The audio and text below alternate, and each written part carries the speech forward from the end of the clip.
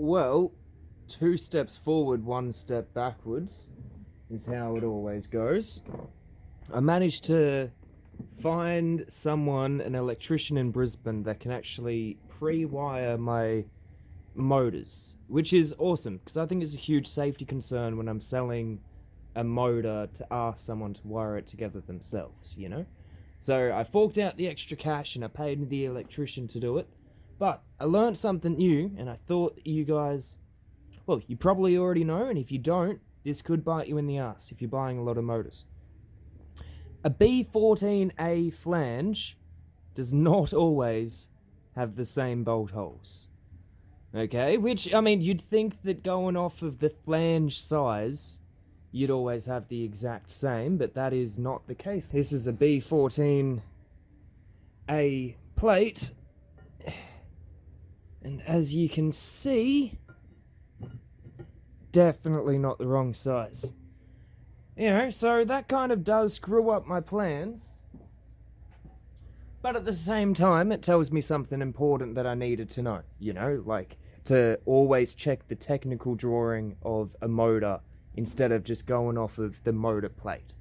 Because this motor plate says B14A. Anyway, so I've got a solution to this though. I have to start fucking making knives tomorrow. It has been way too long, you know, and I really need to start prototyping that attachment.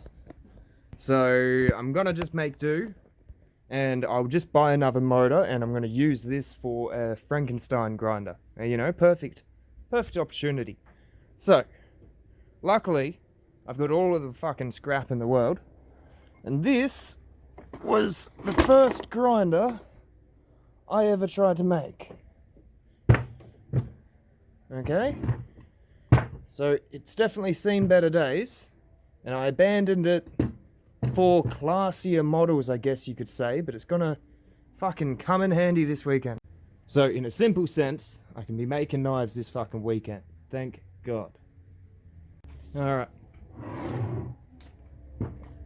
So I need to actually put the holes in the exact right spot. So I'm just going to make a quick cut out. I'm just trying to show how I sort of do this to size up holes on a motor onto steel. I'm sure there's all sorts of ways to do it, but that's how I do. Yeah, so I'll cut that out so I can slot it over. Alright, so I've got it cut out.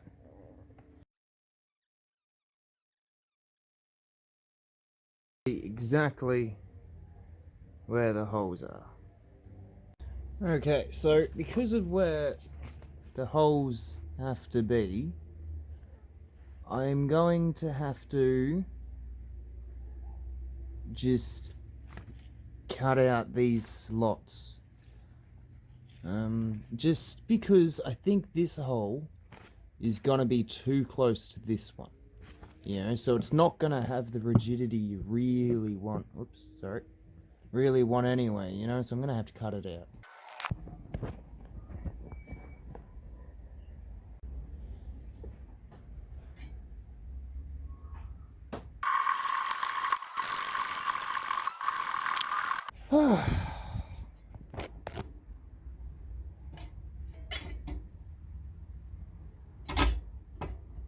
Alright, the things we do. I'm looking forward to using this Frankenstein though.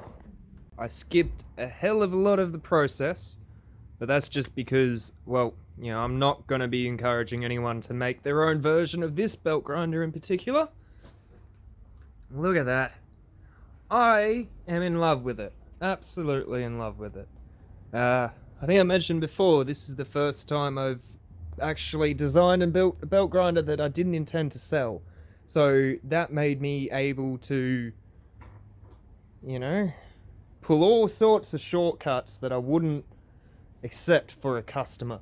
But I'm madly happy with myself. Now, this was meant to be a Revolution 2x72. I wanted another one together so that I can actually show off that belt grinder. But as I mentioned at the start of the video, this ended up having the wrong bolt hole measurements for the revolution plates. And I honestly just did not want to wait until I solved that. You know, I'd have to save up more money for another motor. I don't want to do that, so I had to just throw this guy together. But that means I should be able to make knives. I haven't turned him on yet, though. That is going to be the scary part. The sacrifice of a single speed is that this will go 2,850 RPM straight off the bat immediately. There is no speed control. So that means there's no turning it on slowly when you're testing it. So I've put off that part. And yeah, you know, it looks like my workshop actually got away, but it didn't. It didn't at all. Pulled out every single tool I owned over the last day or so for this. But I'm awesomely happy with it. Alright, before I turn him on, I'm just going to show off this tracking mechanism or what I'm going with. So you can tilt that direction, or using this here, you can tilt that direction. Now, I find that I really need those two axes to be able to get any grinder to be able to track perfectly. You know, so the less quality the belt grinder is, the higher quality or more finicky you need the tracking mechanism to be. And I mean, you know, it's not perfect, but he's working real well. Got 2 springs in here, so there's plenty of force. Let's turn him on. Unfortunately, I had to disassemble my beautiful manual robotic phone holder. So I've just got this guy to hold the phone for me now. There we go. So now I just get this into a good bloody position. Whoa. There we go. Alright. Oh, moment of truth. Hands are bloody shaking. Alright. Let's bloody try this. Moment of truth. Looking alright.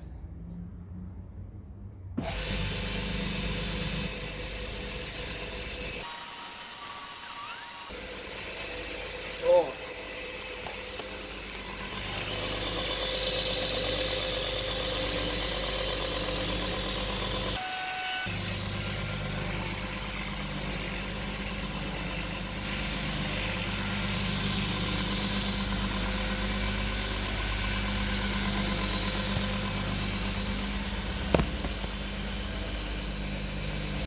For the first time, I'm gonna work on a knife.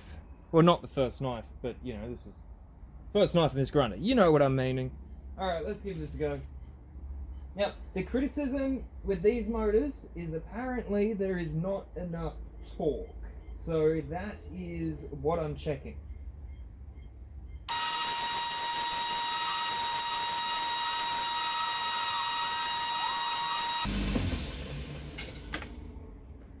That is working amazingly. I mean, obviously, I've only just touched him, but there's no problem at all. So, I don't know if I'm going to run into this, the lack of torque issue. Yeah, obviously it's not as fast as a 3-phase, but that worked absolutely amazingly. I think I can actually test making my first knife. This was just a practice. I actually screwed up the plunge line on this. It's too close to the here. So I don't think this knife is actually salvageable. I'm just going to have a replica. But I have this knife that I needed a belt grinder for. So this is what I'm going to be working on next. This or this. What would you call it? Broken back sex? S-E-A-X? I'm not sure how you say that. Yeah, but this is going to be fucking exciting. This is going to be so good. Now he's finished. I made the work rest. And I made it fancy. So this can actually be controlled. You can set the angle with this bolt here, which I don't know why I haven't made a attachment to be able to do that before, because it's really bloody handy. So I have this at perfectly 90 degrees, and it is solid. It does not budge at all. Whereas I feel like there was the potential of a little bit of slop when there wasn't something supporting the front. You know, so I have learnt stuff with this Frankenstein after all. And, yeah, I don't know. Maybe, obviously I'm going to buy a gas strut as well. I'm not going to keep this, even though I love it for this guy. But I might sell a version of these, just because of how lightweight it is. And the fact that I could make it rotate if people wanted nice and easily. I don't know. I could. I don't need to though, and I want to make the Vikinger. I want to make my Vikinger light, but this could be a DIY budget bolt together, perhaps. And I'm not hating this. We'll see how it goes, but that's plenty strong. Yeah. What do you guys think?